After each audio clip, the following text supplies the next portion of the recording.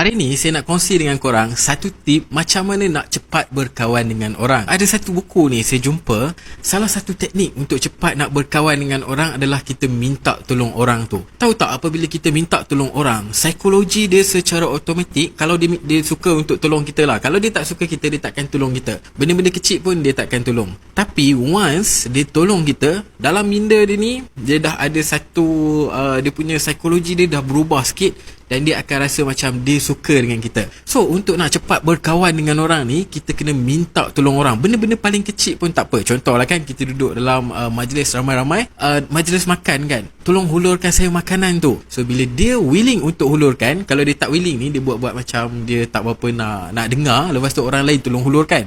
Tapi kalau dia willing untuk hulurkan, percayalah, orang tu akan jadi kawan kita dengan cepat. So, itu adalah salah satu psikologi yang kita boleh gunakan lah.